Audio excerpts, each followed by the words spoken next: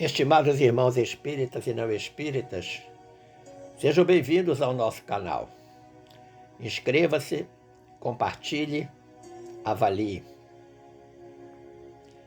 Abraço a todos os irmãos em Cristo, do Centro Espírita Lar Sem Fronteiras, na cidade do Recife, em Pernambuco, com renovada alegria, agradecendo desde já a presença de todos e lhes convidando a reflexionarmos sobre mais um tema de nossa amada doutrina dos Espíritos.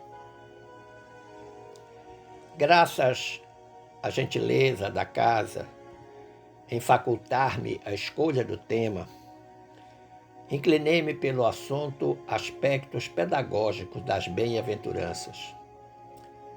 As bem-aventuranças fazem parte do ontológico Sermão do Monte proferido por Jesus. E a esse propósito, manda-lhes dizer a benfeitora Glorinha: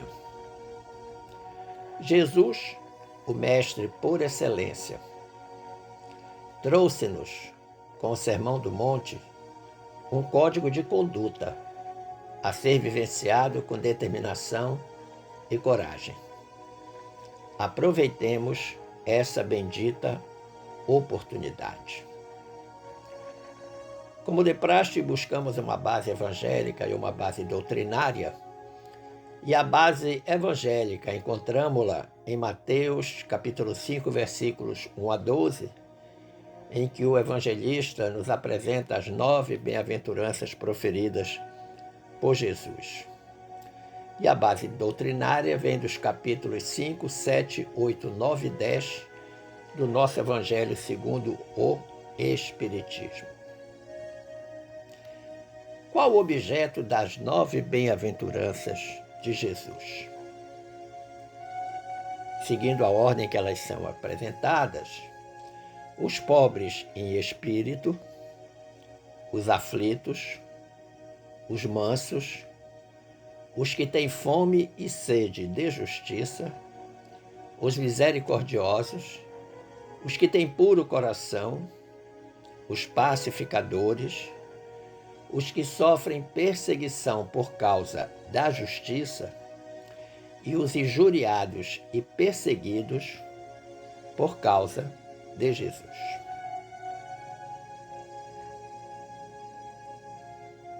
Chama a nossa atenção que na distribuição dessas bem-aventuranças, o Mestre colocou uma lição importante para que possamos melhor aproveitar esse cardápio de amor e sabedoria.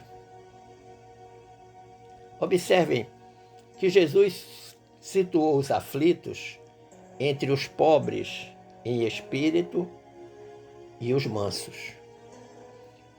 Situou os misericordiosos entre os que têm fome e sede de justiça e os puros de coração. E situou os que sofrem perseguição entre os pacificadores e os injuriados e perseguidos por causa de Jesus. Mas qual deve ser a nossa compreensão sobre cada um desses objetos do Sermão da Montanha, das bem-aventuranças? Aflito. Aflito é aquele que vive uma aflição, sendo esta um estado de profunda tristeza, de mágoa, de desgosto, ansiedade, angústia. Mas a doutrina nos ensina que cada criatura tem a aflição que lhe é própria. Muitas vezes nós nos tornamos aflitos porque criamos a aflição para nós mesmos, pelas dificuldades de convivência, pela dificuldade de cumprimento das leis divinas. Muitas vezes pela pouca fé ou até mesmo falta de fé. Os pobres em espírito. O que significa pobre em espírito? Significa ser humilde e livre para amar, sem nenhuma espécie de condicionamento. Muitas vezes, essa liberdade para amar que nós julgamos ter, de fato ela não existe porque muitos condicionamentos tutelam a nossa vontade de amar. Manso. Manso não é aquele ser subserviente a qualquer proposta, que a recebe sem relutar, sem reclamar, sem propor, sem tentar modificar. A mansuetude de Jesus se expressava fundamentalmente pela paz que ele transmitia. Assim também devemos ser nós outros. A nossa mansidão vai depender fundamentalmente do quanto de paz nós carregamos dentro de nós mesmos. Misericordiosos, segundo os espíritos superiores, são aqueles que exercem a misericórdia, que por sua vez, como está escrito em nosso Evangelho, é o complemento da brandura. Porquanto aquele que não for misericordioso não poderá ser brando e pacífico. Fundamentalmente, a misericórdia consiste no esquecimento e no perdão das ofensas. Fome e sede de justiça são aqueles que surgem no cenário reencarnatório como os antigos infratores da lei de Deus.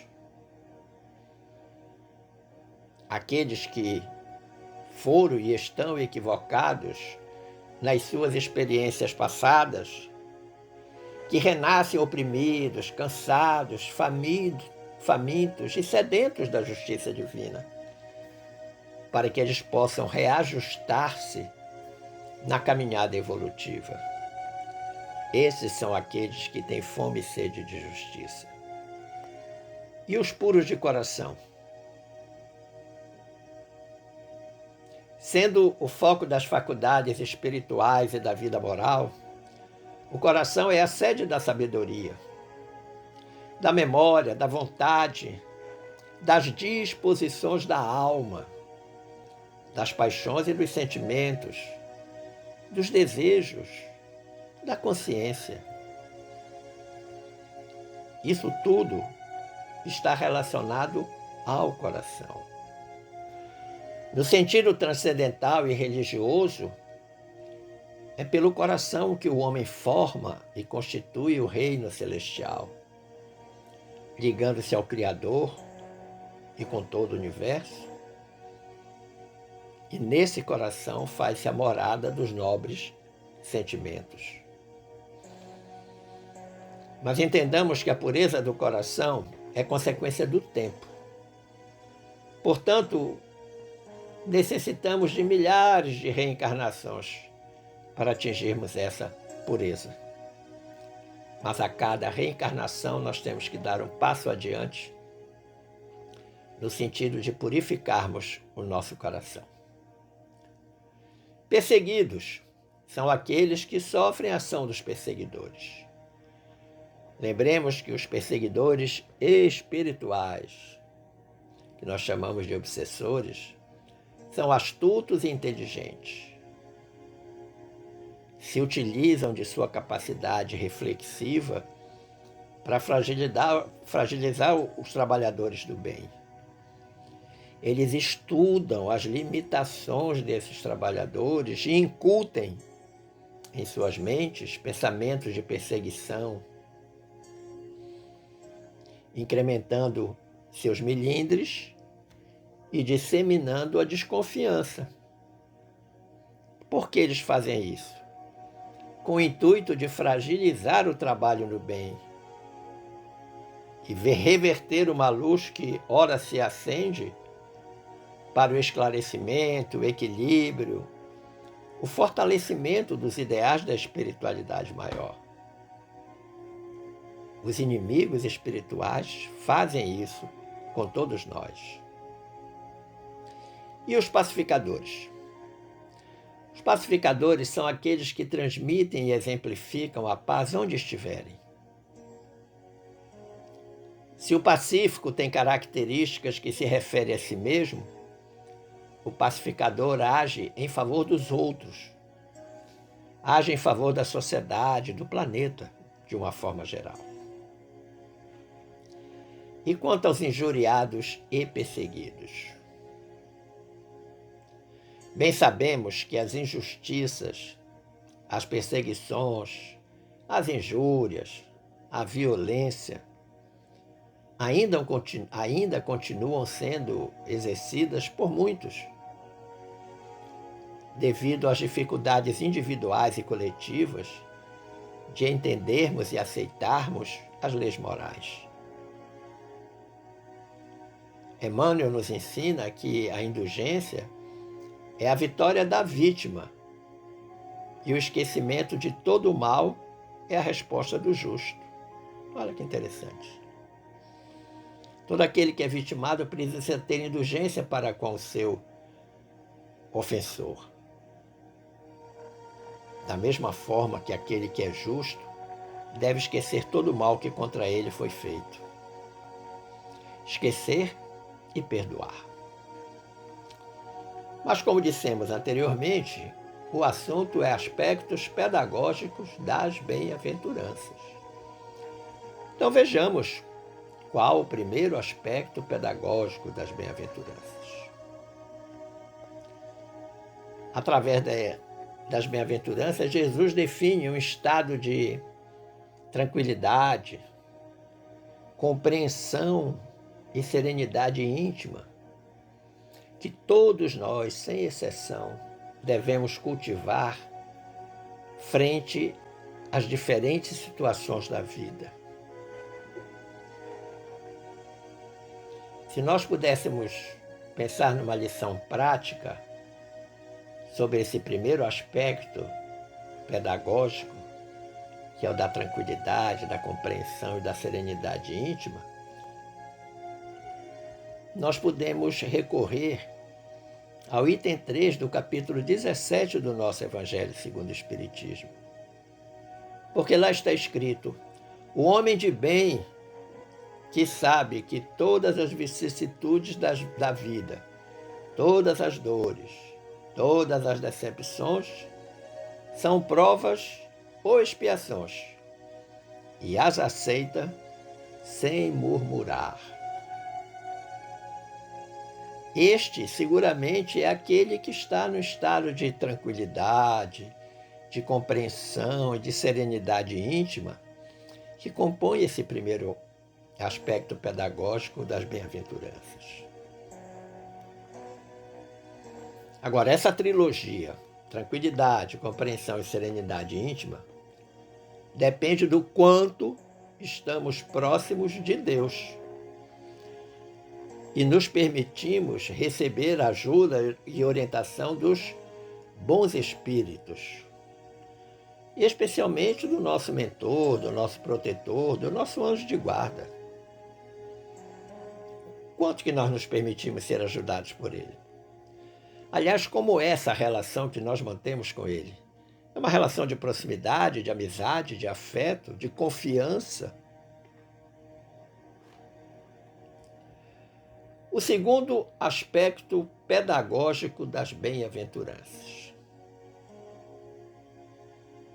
É fato que só poderemos assimilar o sentido exato das bem-aventuranças do Evangelho de Jesus se dispomos do conhecimento da imortalidade da alma, do conhecimento da reencarnação e do conhecimento da lei de causa e efeito. Uma vez que somente com esse conhecimento pode-se conceber como bem-aventurado quem está sofrendo, quem está aflito hoje, ou aquele que tem fome e sede de justiça.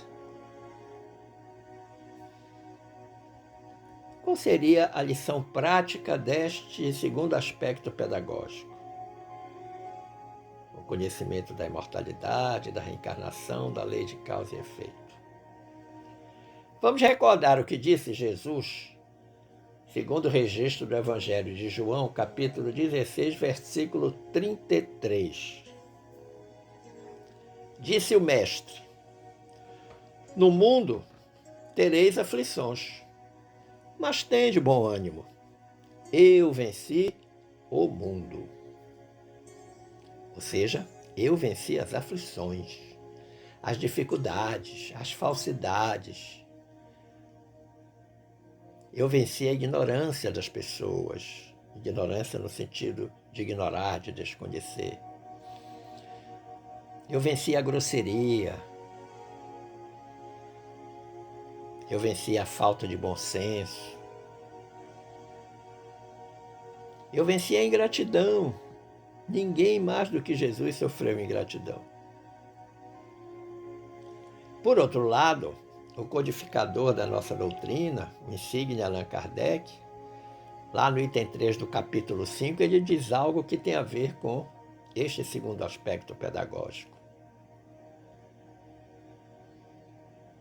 Kardec diz: as vicissitudes da vida,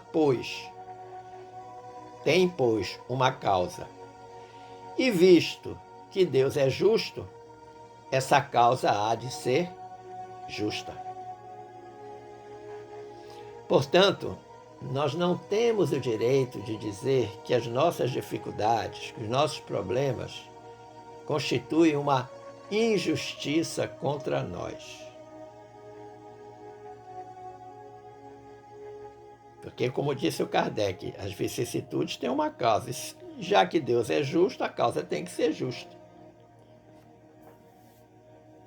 O nosso confrade Osmir Freire, da Federação Espírita do Maranhão, num texto que eu localizei na internet durante a pesquisa, diz algo extremamente interessante em relação a esse segundo aspecto pedagógico da bem-aventurança. Ele fala sobre as aflições. O Osmir diz assim: as aflições são fruto das imperfeições humanas. Certo ou errado? Certo. Consequências das escolhas equivocadas do homem, em qualquer época, durante sua trajetória evolutiva. Certo ou errado? Certo. O sofrimento está intrinsecamente relacionado ao processo de evolução do espírito. Enquanto prevalecer a natureza animal sobre a natureza espiritual do ser. Compreende? O final do aconselhamento é sintomático. É belíssima a colaboração do Osmir Freire, mas o final é muito bom. Enquanto prevalecer a natureza animal sobre a natureza espiritual do ser, nós sofreremos. Nós só poderemos melhorar nossa condição espiritual se vencermos as tentações da matéria. E as tentações da matéria são pujantes, sedutoras, envolventes. Se nós não tivermos a capacidade de resistir a essas tentações, nós fracassaremos. O terceiro aspecto pedagógico das bem-aventuranças nos diz que elas não se limitam às esperanças e consolações futuras, mas elas representam uma realidade que se refletirá no íntimo de cada um de nós. Então, logo, nos identifiquemos com a humildade, a mansidão, a misericórdia, a brandura, a bondade, etc. Retorno aqui às virtudes crísticas ensinadas e praticadas por Jesus. Sem essa prática é impossível ascender ao reino dos céus. No fundo, nós devemos buscar a perfeição, ainda que relativa. porquanto a perfeição absoluta é de Deus. Mas, meu amigo, minha amiga, não esqueçamos a lição do nosso Mestre Jesus, que está lá em Mateus, capítulo 5, versículo 48. Sede, pois, vós outros, perfeitos, como perfeito é o vosso Pai Celestial. A nossa é relativa, do Pai Celestial é absoluta.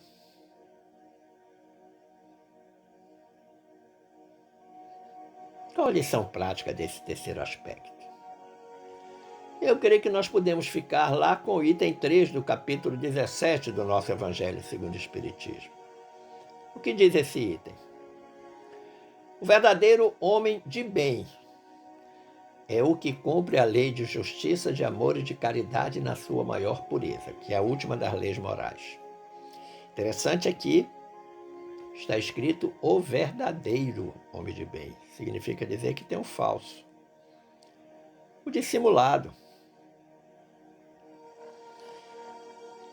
E este homem de bem, ele precisa cumprir, não é conhecer, não é ter informações sobre, não, ele precisa cumprir. A lei de justiça, de amor, de caridade é a única lei moral lá do nosso livro dos Espíritos que contém 3 elementos. É uma trilogia: justiça, amor e caridade. Como eu sempre digo, é um banquinho de 3 pernas. Se você tirar uma perna do banquinho, você consegue sentar? Não. Então, estes 3 elementos, justiça, amor e caridade, estão intimamente relacionados, são interdependentes. Mas lá no item 3 do capítulo 17, ainda está escrito: se ele, o homem, interroga a consciência sobre seus próprios atos, a si mesmo perguntará se violou essa lei, se não praticou o mal, se fez todo o bem que podia, se desprezou voluntariamente alguma ocasião de ser útil, se ninguém tem qualquer queixa dele, enfim, se fez a outrem tudo o que desejara lhe fizessem. Olha que interessante. Então é a nossa experiência de rever diariamente, a todo instante, as nossas condutas, os nossos pensamentos, os nossos sentimentos. Interrogar a consciência, como está escrito lá no nosso Evangelho. E perguntar se a lei divina foi por nós violada, se a gente fez mal a alguém, se a gente não aproveitou uma oportunidade para ser útil a alguém, ao próximo, se alguém tem do que se queixar da gente. Ou seja, se nós fizemos aos outros o que nós gostaríamos que os outros nos fizessem. Lei de causa e efeito. Eu receberei tudo aquilo que eu ofertar. O quarto aspecto da bem-aventurança pedagógico, o quarto aspecto pedagógico, é a integração do espírito com o Criador. Quem alcança essa integração reflete a luz e o amor do Pai Eterno. E pela exemplificação do amor ao próximo, vai ter o seu tesouro acumulado no reino dos céus. O reino de Deus que está dentro de cada um de nós. E aí, como lição prática, me permitam recorrer ao capítulo 48 da obra Vinha de Luz, onde, entre outros tantos belíssimos ensinamentos, o Emmanuel destaca dizendo: o Pai é o supremo Criador da vida, mas o homem pode ser fiel cooperador dele. Cultivemos o bem, eliminando o mal. Façamos luz, onde a treva domine. Conduzamos a harmonia às zonas em discórdia. Ajudemos a ignorância com o esclarecimento fraterno. Olha que interessante. E aí, quando eu terminei de ler esta frase lá no Vinha de Luz e me preparava para digitá-la no texto desta reflexão, a benfeitora disse: seja o amor ao próximo nossa base essencial em toda a construção do caminho evolutivo. Amar a Deus sobre todas as coisas e ao próximo como a si mesmo. Lição de Jesus para todos nós. O quinto aspecto pedagógico das bem-aventuranças nos ensina que não estamos na Terra para a satisfação de nossos desejos. Muitas vezes desejos muito pequenos, mas para aprender e progredir. Por isso mesmo, nas circunstâncias mais adversas que se nos apresentarem, nós teremos multiplicadas razões para desfrutar de paz e alegria, que é o apanágio constante dos que encontram as bem-aventuranças divinas em seu coração. Não nos esqueçamos desta frase singular de Jesus: o reino de Deus está dentro de vós. Esta expressão, esta frase de Jesus, nos convoca a um grande compromisso de transformação moral. Como lição prática deste quinto aspecto pedagógico, permita-me recorrer ao capítulo 15 de uma outra obra do Emmanuel e do Chico Xavier, intitulada Bênção de Paz. Título do livro, Bênção de Paz. Em determinado momento, o Emmanuel diz assim: os obstáculos do mundo são recursos valiosos para o reajuste do espírito. Então, os obstáculos, as dificuldades que nós tenhamos, são recursos para nós nos reajustarmos espiritualmente. E o Emmanuel diz: as provações na carne são agentes de purificação interior. A convivência com aqueles que nos ferem ou caluniam é oportunidade de exercitarmos a humildade. E o contato de tentações é o processo de amealharmos experiência. Semana é fantástico. Absolutamente perfeita a contribuição emanuelina. Os desafios existenciais nos impulsionam diuturnamente ao progresso, desde que estejamos convictos e capacitados para o progresso. Convencido pelo ensino moral de Jesus e capacitado pelo estudo permanente da doutrina dos Espíritos. É assim que nós vamos conseguir fazer aquilo que o Emmanuel nos propõe aí no capítulo 15 da obra Bênção de Paz. Conclusivamente, meu amigo, de tudo que nós pesquisamos, escrevemos, refletimos, nós concluímos que as bem-aventuranças de Jesus são de beleza única e incomparável. No primeiro grande sermão público de Jesus. Contemplando todas as lições evangélicas que estão nessas bem-aventuranças, a gente percebe que elas se aplicam à prática da vida diária, com uma alta significação espiritual. Contudo, recomenda-se não as interpretar de forma literal. Por quê? Porque é possível que no correr dos séculos elas tenham perdido seu sentido original em face das imperfeitas traduções realizadas pelo homem.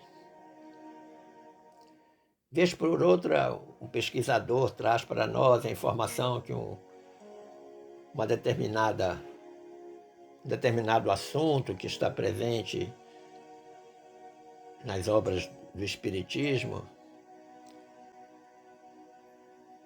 há um equívoco, que nos Evangelhos de Jesus, às vezes é possível encontrar algo que as diferentes traduções do aramaico para o grego, do grego para o latim, do latim para outras línguas, até chegar na língua portuguesa, no caso de nós brasileiros. É possível que algumas imperfeições possam existir nesse processo de múltiplas traduções. Esperando ter contribuído para o entendimento deste tema, eu agradeço o carinho da atenção e das boas vibrações dispensadas e desejo que fiquemos todos em paz com Jesus. Um forte abraço.